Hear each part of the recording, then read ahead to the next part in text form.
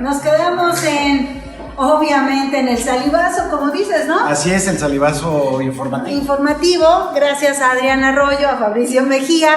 Y bueno, estamos comentando sobre tu libro y todo este pasaje de los halcones que señalas, en el que hasta hubo un evento para disolver a estos criminales.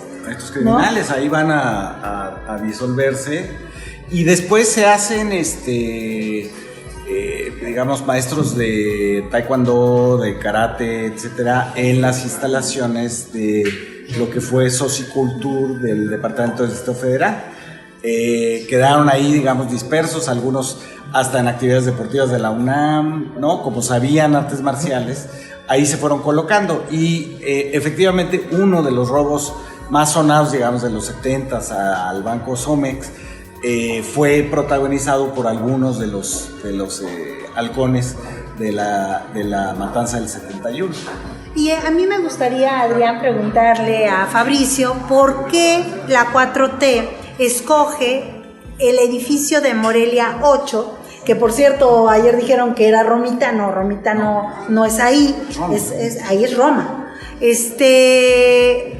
¿Cómo los torturaban? ¿Cómo llegaban? Porque además lo hacen en una azotea, ¿no? Es una azotea, en realidad cuando hablamos de los sótanos de la política mexicana estamos hablando de una azotea, ¿no? Que es la azotea de la calle de Morelia 8 que Gutiérrez Barrios recibía ahí en la parte de abajo, en el primer piso, a todas las madres de los desaparecidos, etcétera, mientras en el piso de arriba, en la azotea, se les torturaba de maneras brutales, es decir, no solamente lo que nos imaginamos, digamos, como con electricidad, con ahogamientos, con el Tehuacán, y los golpes, etcétera, las cachetadas que Miguel Nazararo decían que parecía, muchos lo describen las cachetadas de Miguel Nazararo como si te pegara un riel de tren, imagínate eso, en la cara, ¿no? Con música a todo volumen. Después usando a un psiquiatra, Roquet, que les administraba drogas ¿no? De la verdad, en esa época se decía que eran de la verdad, y se les exponía, digamos, a imágenes brutales o de orgías, etcétera, casi parecido a lo que hacía Nexium, ¿no? Con las mujeres, ¿no? Están las mismas descripciones de lavado del cerebro, ¿no? Y bueno, en ese lugar, es importante ese lugar porque era, digamos, un lugar secreto, era un lugar donde se realizaban las torturas, no era la Dirección Federal de Seguridad que estaba en el momento de la revolución, sino que era una oficina aparte, donde estaba dedicada a la tortura, estaba dedicada a la desaparición, estaba dedicada a los famosos vuelos de la muerte.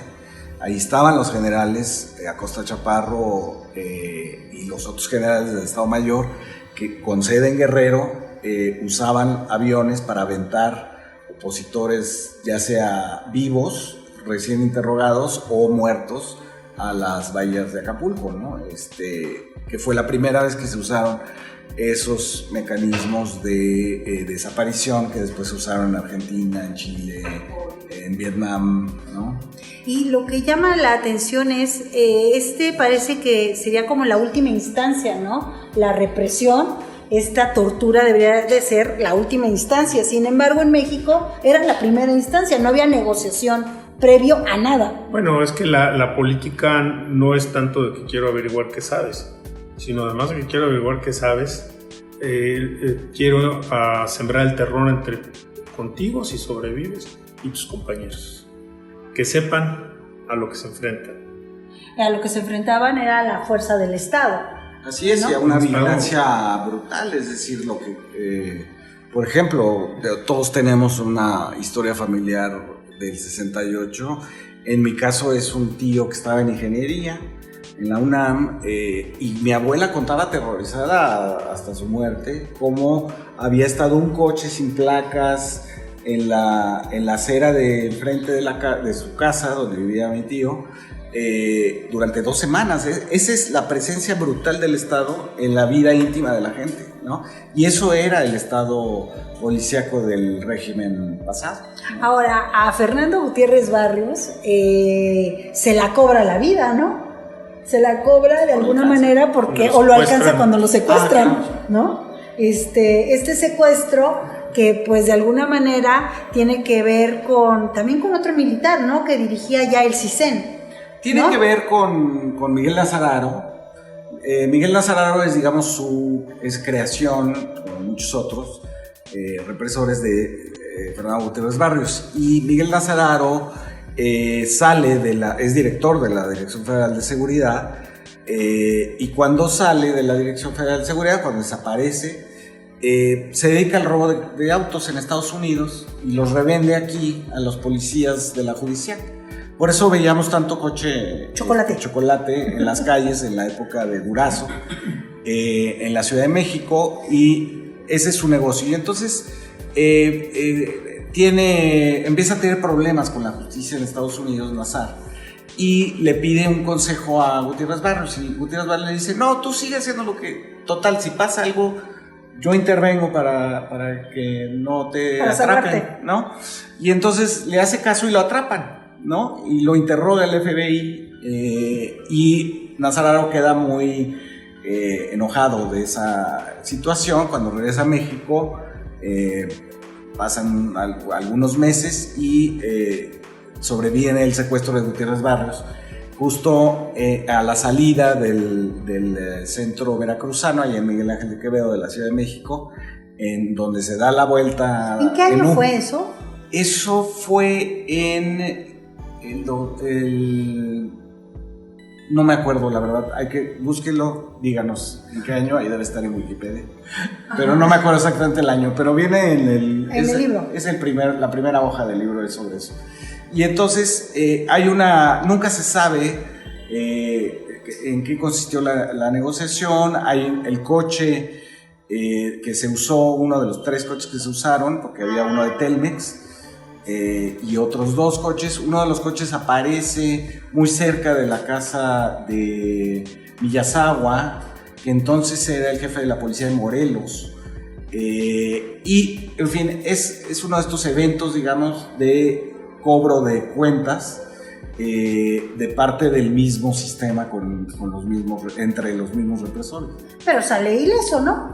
Y sale sigue ileso, siendo parte del mismo sistema. Sale ileso y no le afecta demasiado. Imagínate lo que a un represor le puede afectar. Pero es en diciembre de 1997. 97. ¿Y en esa época Carrillo Olea era ya el gobernador en Morelos? Sí, Carrillo Olea y Fernando Gutiérrez Barrios son contrapuestos en muchos sentidos, ¿no? Cuando Carrillo Olea llega a el CISEN, Gutiérrez Barrios es secretario de Gobernación y le quita funciones al CISEN, se las queda él, y han estado siempre, digamos, en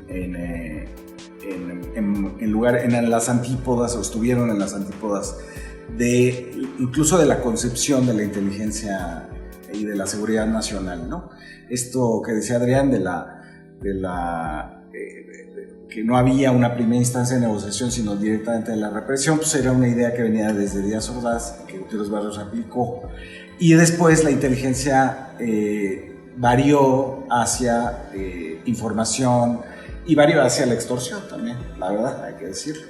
Pues eso es lo que recomendamos leer, 2 libros, ¿no? Sí, pues yo de esa época a los jóvenes, sobre todo. No, bueno, les conviene mucho leer desde el inicio, desde Disparos en la Oscuridad de Fabricio Mejía, que les explique quién era Díaz Ordaz, quién era Maximino Ávila Camacho, que además estos que desgraciadamente se mataron en el helicóptero, son los herederos de esa familia, porque Moreno Valle era gente de Díaz Ordaz, que a su vez era gente de Maximino Ávila Camacho, para que vean qué clase de gente era.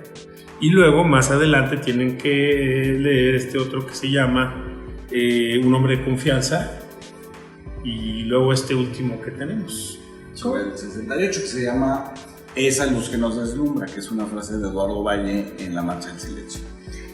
Oye, y bueno, para darte elementos para otro libro que nos sorprendas pronto, pues ahí hay una historia de unos jueces en Puebla que ni siquiera tenían terminados los estudios y que estaban ejerciendo en este momento y que acaban de ser descubiertos y que justamente los movía Moreno Valle. Moreno Valle. Pues esa es una tradición bien poblana, porque mira, agarró por ejemplo Maximino Ávila Camacho y se trae a un oaxaqueño que era Díaz Ordaz y le dijo: tú ya no te preocupes de estudiar, mira, ahí está tu título, ¿sí? Y luego le dice: en mi equipo todos tienen que ser poblanos, y van y le sacan en Chalchicomula, le sacan su acta de nacimiento como poblano, pero ni era abogado ni era poblano.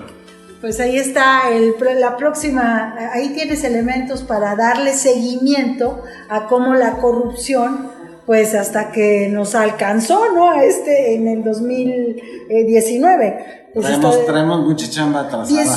18 jueces están implicados en este momento en Puebla, que no tienen títulos, que cédulas, en fin, ¿no? Es una... Fíjate, ¿te perjudicó a algún juez con su sentencia? No, hay un montón, ¿no? Pero todos eran del clan de justamente, pues, el fallecido... Pues como el juez Moreno Valle. Para que veas que es un proceder neoliberal. Es como el juez que encarcela a Lula en Brasil. Un tipo que era el juez de un pueblo, que era un pueblito, era un juez así que nadie sabía ni quién era, y lo jalan para que meta el voto el presidente. Pues ahí puedes tener mucha tela de dónde cortar, Fabricio. Ahí es. Porque sí, es que ahorita la historia de la clase política. De otro de estos abogados que sacan de la nada para acusar. ¿Se acuerdan de Vega Memije? Sí. El que acusó a López Obrador en el... Sí, claro. Ese El desafuero. Ese yo siempre he dicho que lo mandó ¿cómo se llama? El general que es el que hace el desafuero. Macedo de la Concha. Que Macedo de la Concha lo mandó. Y me decían: ¿y por qué me dije? Pues esto es como en la guerra. Mandas al pendejo por delante. Con esto nos despedimos de El Salivazo con Fabricio Mejía. Muchísimas gracias. Hasta la próxima.